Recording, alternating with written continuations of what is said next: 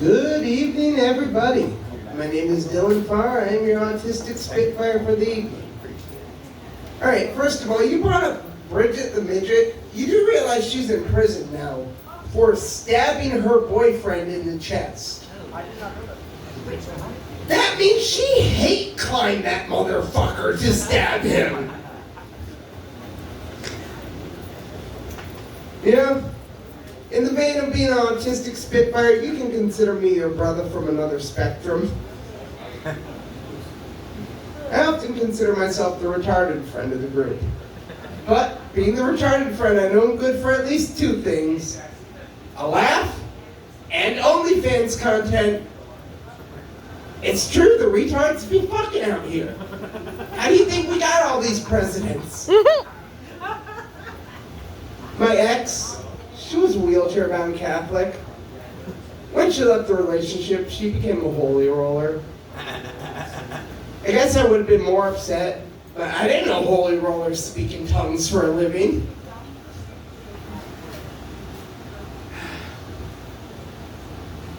I've come to the conclusion that dating an autistic person is the equivalent of hiring a person with Parkinson's to be an American Sign Language interpreter. I mean, sure, we have the qualifications necessary, but there are going to be a lot of moments that get lost in translation. You understand what I'm saying? For instance, I've tried casual dating with what I considered witty pickup lines. Things such as, "Excuse me, miss, do those thighs make good earmuffs? Do you potentially make a good substitute for a COVID mask? Do you possibly have a libido big enough to satiate Bill Clinton? Do you possibly squirt enough to put out the LA wildfires?" I'm going to take special note of that. You can call me Nick Fury. I'm putting together a very special team. By the time I'm done, OF will stand for Only Firefighters. Woo! Sorry. You know, for you old-timers in the audience, I have tried doing things your way. I have tried seducing women with poetry. Yeah. And this is a poem that comes straight from the heart, and I call it Ode to the Vagina I Long to Eat. To the vagina I long to eat. It does not matter whether you are hairy like a Wookiee. Oh, bold like Jason Statham. Doesn't matter whether you're slightly sweaty or perfumed. At the end of the day, I want you to waterboard me like we're in Guantanamo Bay. I'm still searching for my ticket to Cuba. You know, we always hear about autistic people and their obsessions. And yes, I get to call them obsessions. I'm the one with autism here. But some are obsessed with trains, others Doctor Who. My obsession's a little different, if you haven't guessed already. I am obsessed with eating pussy. So much so, it dissolved my 4 front teeth. The pH balance is crazy, you guys. You know what the amount I talk about eating pussy up here? I can guarantee you one thing. Donald Trump should have warned people about me, not the Haitians. Oh my God, this Dylan kid, he's gonna eat all pussy. Elon, why didn't you tell me this could happen? Quick, hide Melania. Hey, I don't care what anyone says. I've always been into women older than myself, and Melania looks good to me. Good enough to eat. Women, you gotta stop getting mad at men for not paying attention to the clit. It's not that we can't find it. We know exactly where it is. The only thing keeping us away is the only thing that keeps any man away from anything. Fear. Fear of certain locations. Think about where it's located, you guys. It's in the hood.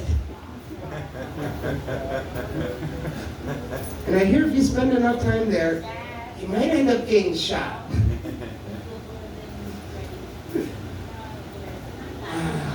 Let me see, where am I at? You know, dating is really interesting. Mainly because I had a woman the other day say, Dylan, why are you so interested in me? I'm a train wreck. Why the fuck do you think I'm interested in you? You're a train wreck. I'm autistic. Autistic people love trains. Even broken ones, okay? Isn't that the whole reason for living is to just put together two broken train cars to get to the end of the line? I don't know, wasn't there a song about that back in the day? I don't know. Something about we're going to the end of the line, I don't know.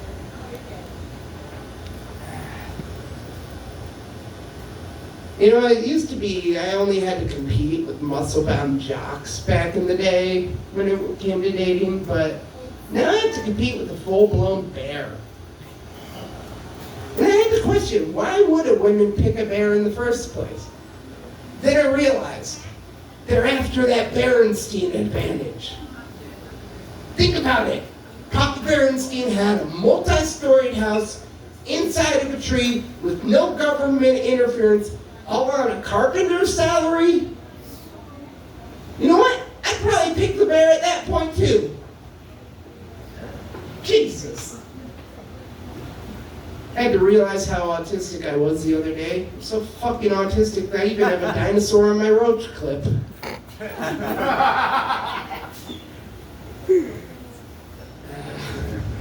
You know, looking at me, you might not realize it. I used to be almost 500 pounds. But I can thank my weight loss coach, former roadie for Stone Temple Pilots, for making me half the man I used to be. But even with all the progress, I still cannot do pull-ups. Not a pull-up to save my life. Yes, much like Jeffrey Epstein, I cannot hang by myself.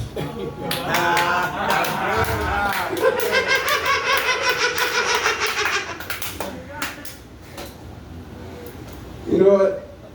I'm going to leave you on this one, you guys. I'm a little early on this, but I'm often asked what it's like to be autistic, and I have to tell people it's like having 7 radio stations playing in your head at once. I'm going to list the artists, and let's see if you can keep up with this amalgamation that comes out.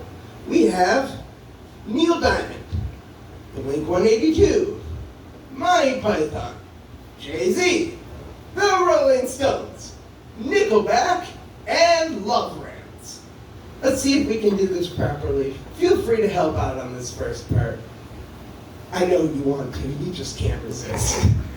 Sweet Caroline, ba, ba, ba, where are you? And I'm so sorry, life's a piece of shit when you look at it. And I got 99 problems, but you can't always get what you want.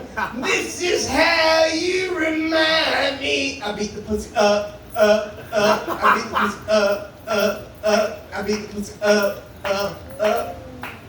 Thank you, everyone. If you liked what you heard, you can follow me on Instagram and YouTube at Autistic Spitfire Comedy. Yeah. Welcome back to the stage, your host, Dave Crumbley.